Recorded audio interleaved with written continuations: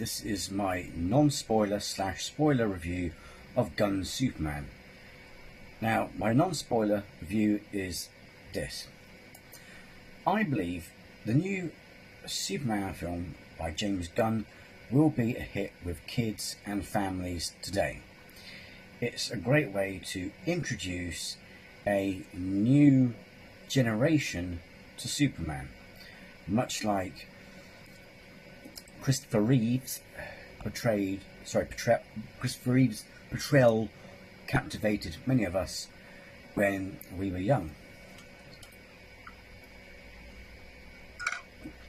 While Christopher Reeve will always be the definitive Superman for me, and for many who grew up with him, I recognise that different interpretations appeal to different audiences. For example, Man of Steel resonated strongly with adults offering a more mature take on the character. I think its appeal wasn't due to any Snyder bot mentality, but rather because it provided a version of Superman that the big boys wanted.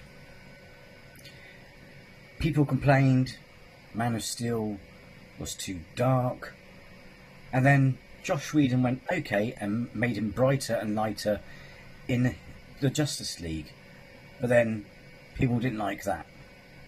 Can't seem to please people no matter what you do. Similarly, while adults can certainly by all means enjoy James Gunn's Superman, I anticipate it will be operating on a level more aligned with kids and families. This, mind you, is a positive development, as it will likely inspire a new generation of Superman fans. Now for the spoilers. So only watch on if, and I mean if, you've already seen it. Now, before I start, I went in neutral with this. Do you know what? I'm going to give it a chance, regardless of my views or any other people's views or opinions, right? I started off hating the film before due to the toxic Gunn fans and their attitude towards others. Ironic, you may have helped the film if you weren't so toxic to other DC fans and accusing them of being Snyderbots or Snyder Bros for not bowing to your opinions or views. My first impression on Gunn's Superman, it was good, but not bad. I can't place my finger on what it's missing. I didn't get the adrenaline rush or the emotional response or connection as I did with Man of Steel, because there's no tragedy in it like other Superman stories. I hate to say it, but I didn't feel any emotional attachment to the characters. Doesn't mean the movie was bad. I'm just being honest on how I feel. I liked Crypto the dog, but didn't have an emotional attachment to it. Like, if it was a real dog, then I may have felt something. I like the dog. I like the dog as you would a cartoon character. I feel like a cartoon character more than a... No. Only problem is the dog isn't Superman's, it's Supergirl's dog. And also, the rumours were true, which DC and Marvel, need to keep putting a tight lid on.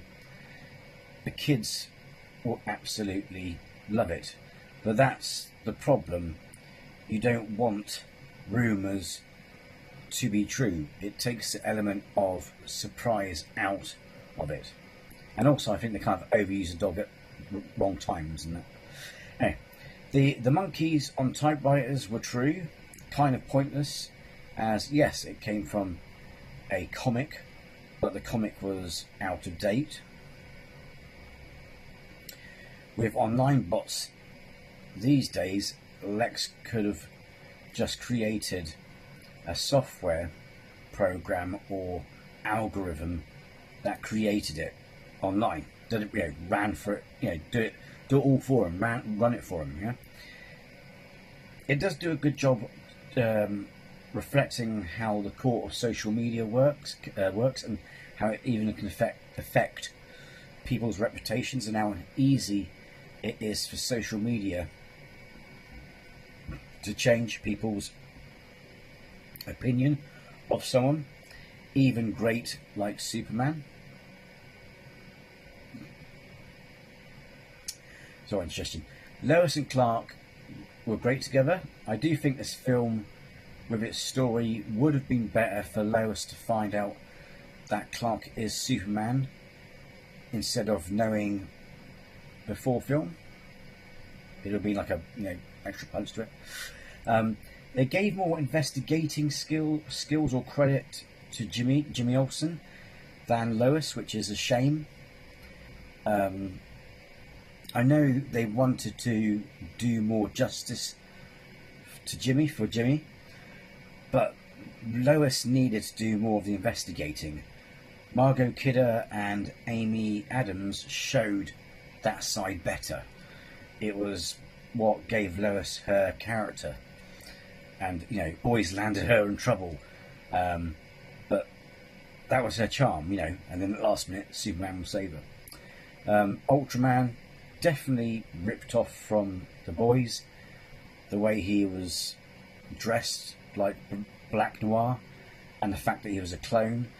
But do you know what? In a way, that didn't bother me, even though the idea isn't new. They could have used Superman's clone, again like the boys, but they've done it in the clothes, to incriminate him. The pocket universe that Lex uses reminds me of the fact that the version of the Phantom Zone from story Red Sun.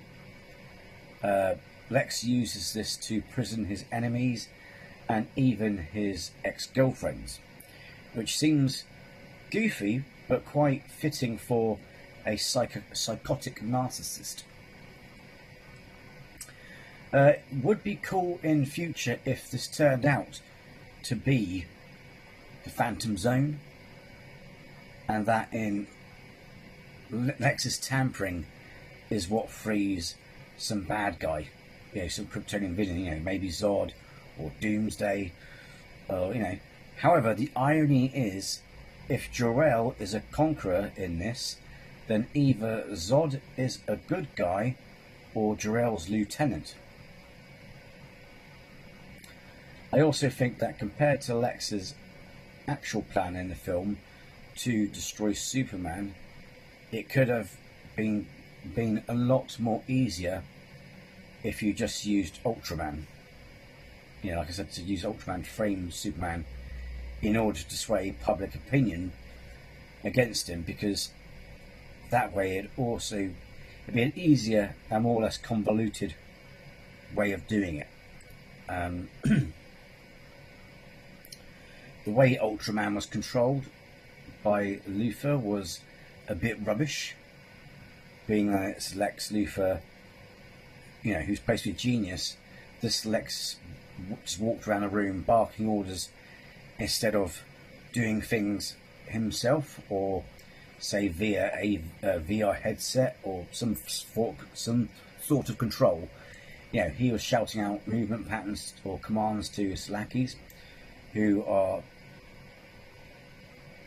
sat at computers. He actually came more across like an Elon Musk than an actual scientist, a genius, like actual Lex Luthor, unless that was kind of like of the idea, like a metaphor.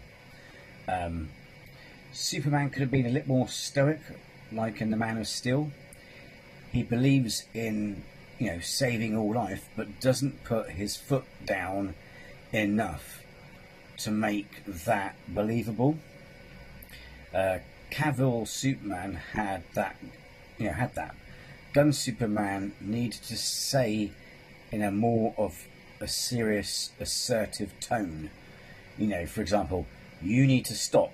You know, you need to say that in times when it mattered. It comes across a bit whiny, and because it comes across less stern about how it is important to preserve life and all that, you know, and justice, the Justice Gang, who flat out kill or destroy bad guys or monsters, don't listen to him. Plus, if he was a lot more like stern, you know, woof, you know, about it, it would have helped play with Lex's propaganda of him coming to Earth to conquer, and use Ultraman as well to incriminate him, you know, altogether. But also, if he reasoned with them more firmly, especially with the scene with the kaiju, e.g., stop, don't kill it, we can find another way, or I can find another way, but, you know, give off that, you know, don't fuck with me presence, but in a good way, I mean. This would force his attitude of all life matters, or maybe, you know, get them to think about it later down the road. But even in this film, though, Superman gives in and goes, oh, at least you could have done is killed it painlessly. You know, Superman wouldn't do that. However, there is a nod to the classic Superman with his comments and his attitude to people who he saves. Example, you know, when he lands with someone, he reassures them it's going to be okay, etc. Which is what Reeve and Brandon Roth did, you know, when they played Superman. With the Justice Gang and that, and his relationship. Imagine Black Adam, except it's the Justice Society who do things like Black Adam, and Black Adam does things like the Justice Society. So they're doing all the like rough stuff. He's being a Boy Scout. You know what I mean? You know what I mean? I do find it funny that people criticise Man of Steel for destroying Metropolis, when in this film it's just as bad. In any superhero film, there is going to be collateral damage. Okay? That's not a spoiler, by the way, because you see it in the trailer. Something I noticed but didn't comment on a lot of time on online. But also, despite the fact that Superman does go out his way to stop people being crushed by falling buildings, we still have to bear in mind that there are a lot of people still in those falling buildings. So chances are a lot of people got injured or killed in this film. So I'm pretty sure he didn't save or manage to save everyone. Although, to be fair, in classic Hollywood style, nobody ran away, but they all gathered around in masses to watch Superman and the Justice Gang. But all films do this. However, to play fair on both Superman films, Zod in Man of Steel is to blame mostly, and in Guns Superman, it was mainly the Justice Gang who were not helping. Even Superman was telling them to be careful. But like I said, imagine the Justice Society, but they do things like Black Adam would have done. They do change the canon slightly. I mentioned it earlier, sort of. For example, Jonathan Kent is still alive and well, and it turns out, can't believe they did the dirty on this, Jor-El and the Kryptonians sent Superman to Earth to be not a hero, but a conqueror. And some people may say, oh no, that's Lex, apparently make an excuse for it. Oh no, that's him tampering with the video logs. However, according to Mr. Terrific, who's a computer tech genius, it wasn't tampered with. It was legit. So therefore, the full message that Lex stole from the Fortress, like I said, is legit. So in Gunn's Superman's universe, Jor-El is not a man of peace, which didn't go down too well with other people, and I agree. Also, if you're a fan of the Donner Superman, like Gunn claims he is, then, you know, you've done dirty to Jor-El. It's like, regardless of which film is the best, you know, for example, I still think Russell Crowe was a great Jor-El. Yes, to be fair, he had more screen time than Marlon Brando. But unlike Gunn's Jor-El, he didn't see humans as inferior. He didn't want his son to conquer Earth. He had all the qualities of the House of El, and had a good speech. He believed in hope, and he deserves some credit. And yes, it was Russell Crowe who played him, not Kurt Russell, like some people said it was. Dear, oh dear. Also, Jonathan Kent is still alive, like I say. Jonathan Kent's death, not being funny, is an important event that does shape Superman's character. However, don't get me wrong, there's nothing wrong, to be honest, with Mr. Kent still being alive. They did it in the adventures of Lois and Clark in the 90s. It's probably needed, as in this universe, being that Superman's biological father wants him to conquer Earth. Jonathan Kent is up to him basically to be the voice of good. He reminds his son that despite what parents want their sons or children to do, it's ultimately his choice, not his father's. Although this is not really needed to do, they balanced it out okay in Man of Steel, with both fathers being supportive. You know, e.g. Jor-El saw the good and the benefits, etc., of Kal-El's human upbringing. You know what I mean? He didn't see it as a weakness. The Justice Gang weren't as goofy as they looked. Mr. Terrific stole the gang's spotlight, but also, unfortunately, almost stole the spotlight off of Superman. And it's meant to be a Superman film, solo film. Green Lantern was okay. Hawk Girl, her screaming was annoying and very much like the screaming goats in Thor: Love and Thunder, except minus the humour. And to the haters, not being funny, but Superman's injuries were justified and believable, considering he fought metahumans, superpowered metahumans, and literally a clone of himself who had the exact same strength and powers. Okay? Also, I only found out when writing this up that people used to actually hate the idea of Cavill being Superman before his films came out. So let's be fair and give David a chance, right? It's almost comic book accurate. More accurate to say it's more of a comic-based or themed film or movie than a film that tries to make it real-world-like, so to speak, like Man of Steel, which is good, but like I said, it just lacks something, which is not a bad thing. It's just that it's something that I can't place my finger on, you know, something that would put the cherry on the cake, so to speak. But definitely not worthy of a really bad and harsh score, you know what I mean? The music layout was a bit questionable. Man of Steel had a better score, which also helped the scenes and, you know, getting the blood moving and get you going. I did slowly get a little adrenaline at the end.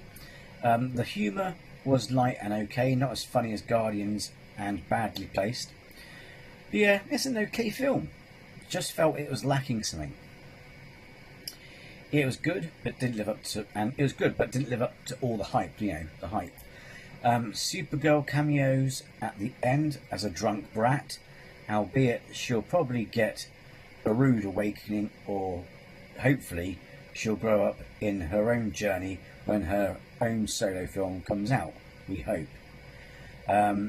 You pretty much have seen most of the film. Also, I would like to say, if you've watched the trailers together. You know, if you put them all together. Again, problem with films these days, especially Marvel, DCU. they need to stop that. They need to stop. They need to clamp it down a bit. I agree that maybe in future, keep Gunn as a producer, not a director. If you liked Guardians of the Galaxy, those sort of films, says James Gunn, or that's what he's good at, more than this film does. The end scene with the kid holding the banner should have been saved. He should have been saved by Superman, not the Justice Gang. It would have been much better with the Justice Gang in tow. He could have easily made it, as it didn't take him long to fly to his fortress at super speed earlier on. I also agree that this film didn't focus on Superman enough. It's supposed to be a Superman film, not a Justice League film. It should have had more focus on Superman than the other heroes. It's also a mistake that some Marvel films do, so don't get me wrong. Okay. Also, people complain that Snyder's Superman killed Zod.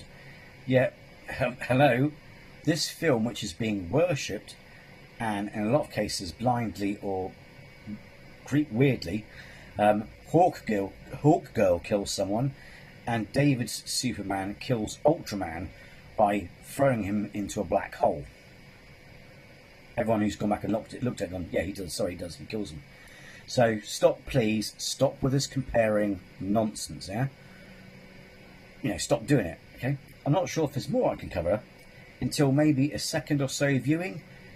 If so, if my views change, then I'll do an update video.